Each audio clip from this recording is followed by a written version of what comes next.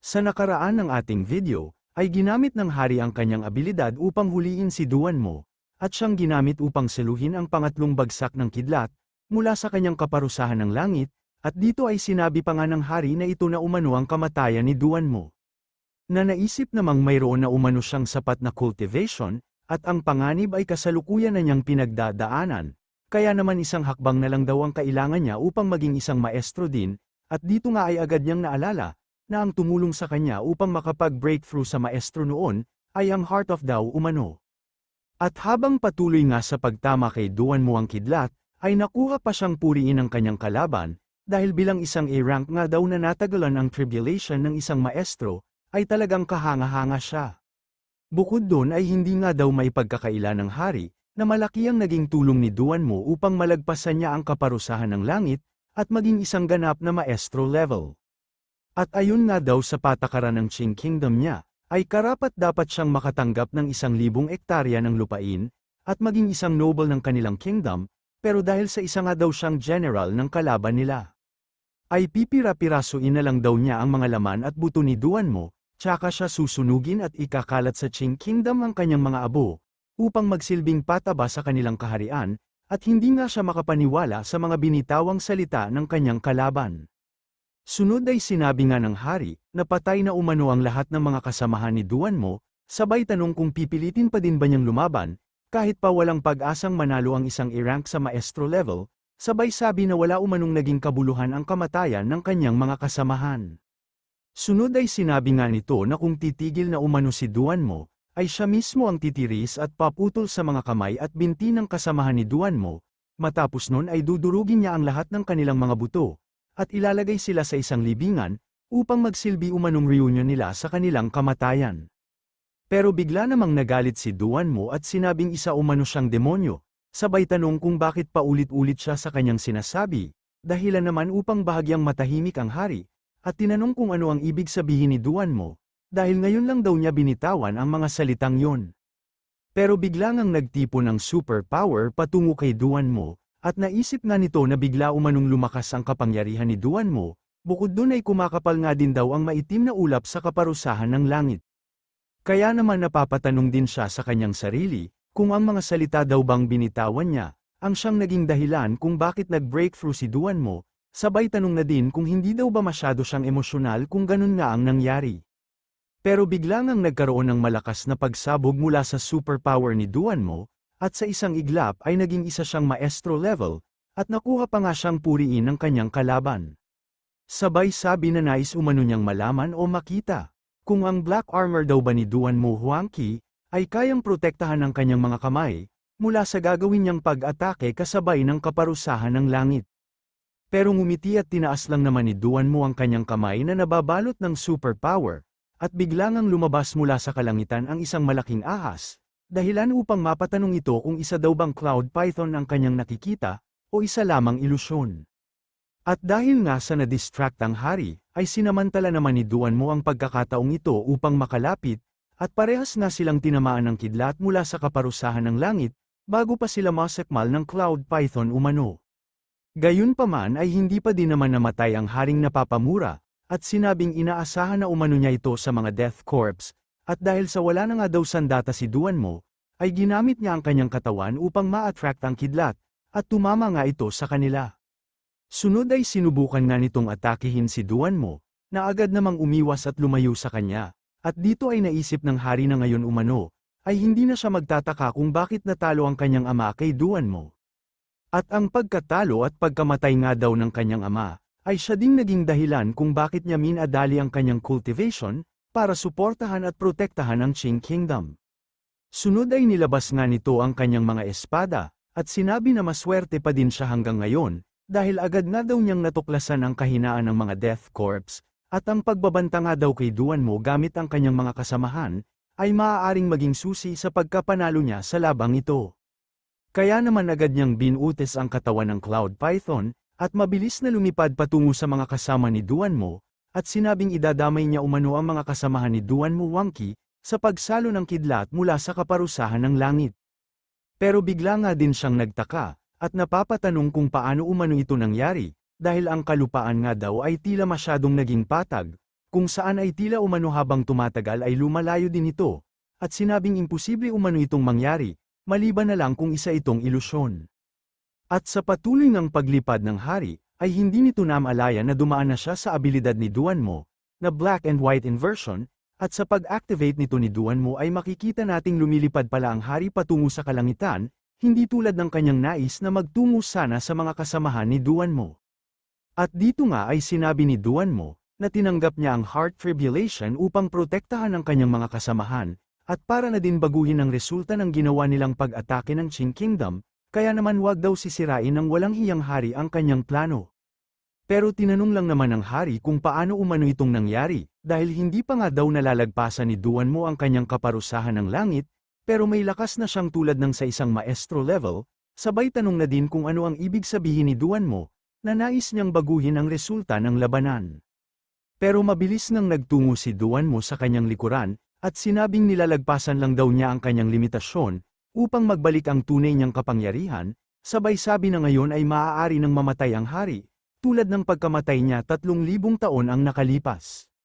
At sunod-sunod ng pag-atake ang ginawa ni Duanmo sa hari ng Qing Kingdom, kaya naman wala na itong nagawa kundi tanungin kung paano ito nangyari, hanggang sa tuluyan siyang mamatay.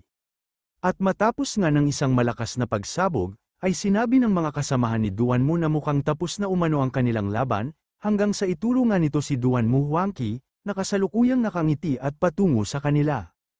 At sa kanyang paglapag, ay agad siyang sinalubong ng kanyang mga kasamahan na tinuturing niyang kapatid, kung saan ay binati nga nila ito sa kanyang pag-breakthrough, at sinabi na kahanga-hanga daw talaga siya.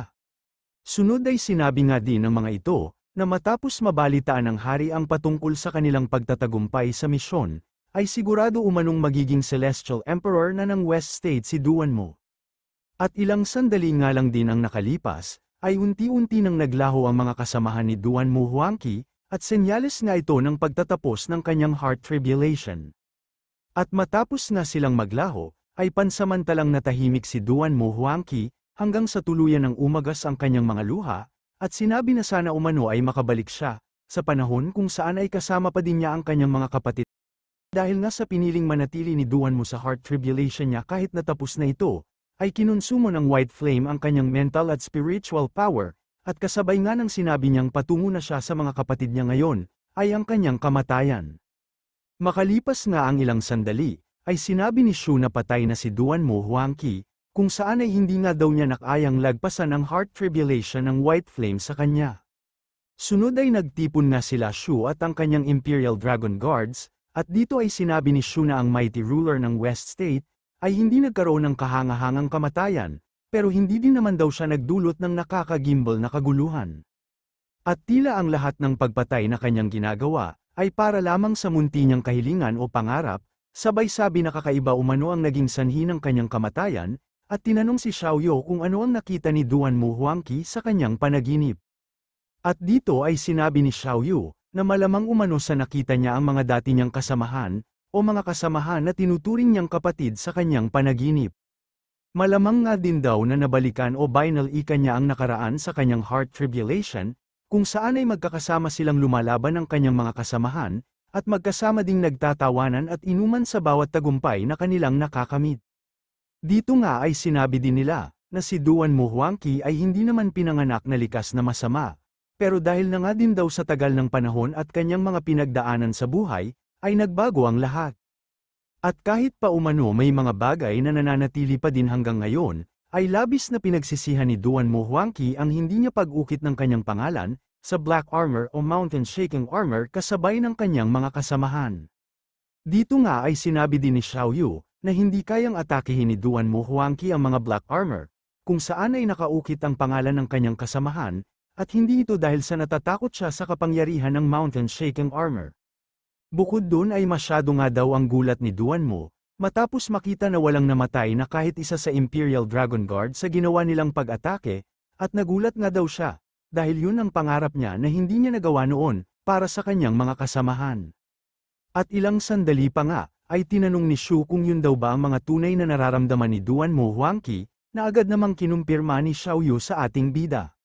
Bukod doon, ay sinubukan nga din daw niyang siyasatin ang alaala ni Duanmo mula sa kanyang kaluluwa, pero tulad ng nahuli nilang taga-Luniverse sa nakaraang ruin, ay natampered na din umano ang alaala ni Duanmo, kaya hindi din nila mahahanap ang mastermind sa pamamagitan ng kanyang alaala.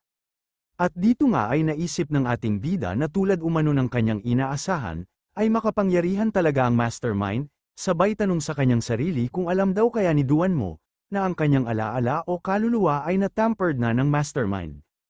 At kung kusa daw kayang hinayaan ni Duanmo na matampered ang kanyang kaluluwa, o palihim itong ginawa ng mastermind sa kanya, at kung palihim na daw itong ginawa kay Duanmo, ay masasabi ni Shu na mas nakakatakot ang kapangyarihan o lakas ng mastermind. Sunod ay tinawag at inutusan nga ni Shu si Zhang, na ibigay ang huling kahilingan ni Duanmo Huangqi, at yun ay ang malibing ang kanyang mga labi, sa libingan ng 99 niyang mga kasamahan. Samantala ilang sandali nga lang din ang nakalipas, ay nagtungo si Sun Zaiwen sa ating bida, at dito ay sinabi niyang napatay niya ang isa sa mga maestro na tauhan ni Duanmo, kaya naman daw na kumpleto niya ang kanyang misyon para sa ating bida. At dito ay naisip ni Shu, na malamang umano na si Sun Zaiwen ay tulad din ni Duanmo noon, kung saan ay isa din siyang matapang at puno ng pangarap, pero binago nga daw ng panahon si Duanmo, kaya naman napapatanong siya sa kanyang sarili, kung ang tagapagmana daw kaya ni Duanmo ngayon, ay hindi matulad sa kanya. At agad nga ding sinabi ni Shu, na sana umano ay hindi siya ang magiging susunod na Duanmo Huangqi ng Luniverse, kaya naman masyado ang pagtataka ni Sun Zaiwen.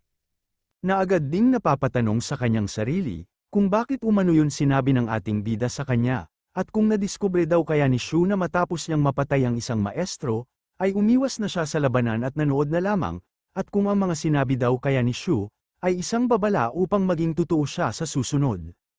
At agad nga siyang lumuhad sa harap ng ating bida, at sinabi na wala umanong kailangang ipag-alala si Shu sa kanya, dahil kahit kailan ay hindi siya magtataksil sa hari. Pero humawak lang naman si Shu sa kanyang balikat, at sinabi na wag nang masyadong isipin ang mga binitawan niyang salita, sabay sabi din na dapat ay maging masaya na lang siya ngayon. At sa kanilang ang pag-alis, ay patuloy pa ding nakatingin sa ating bida si Sun Zaiwen, kung saan ay muli siyang napatanong sa kanyang sarili, kung ano daw ang ibig sabihin ng hari, at kung ang kasiyahan o kaligayahan daw ba, ay mas importante sa mata ng bagong hari, kaysa sa katapatan. Samantala sa Beizhou naman, ay patuloy pa din ang labanan ng mga puppeteers at hindi kilalang kalalakihan, kung saan ang bawat salpukan nila, ay nagdudulot ng malakas na pagsabog. At matapos na itong mapinsala ng isa sa mga puppet nila Yunyi, ay agad itong umatras at nagtungo sa kanyang kasama. At sinabi nga din ni Yunyi na boring daw silang kalaban, dahil napakatagal na ng laban nila, pero hindi pa din nila ginagamit ang tunay nilang abilidad, sabay tanong kung pinadala lang daw ba sila ng kanilang master dito, upang manggulo o inisin sila Yunyi, pero nanatili naman itong tahimik. Samantala, naisip naman ni Qingxi na ang mga puppets umanong kalaban nila Yunyi, ay mga maestro levels, pero mahina nga daw sila sa one-on-one na labanan, laban sa mga puppeteers, pero ang pinakamalaking kalamangan nga daw nila sa laban na ito, ay mga immortal sila. At bigla ngang may nagtangka na atakihin ng matanda, kaya naman agad na binunot ni Qingxi ang Zenting Blade, upang isa-isa niyang tagpasin ang mga ito. Matapos nito, ay sinabi ni Qingxi na hanggat nandito siya, ay walang sino man ang makakagalaw o makakapag-assassinate sa matanda, kaya mas mainam umano kung wag na silang magtangka pa.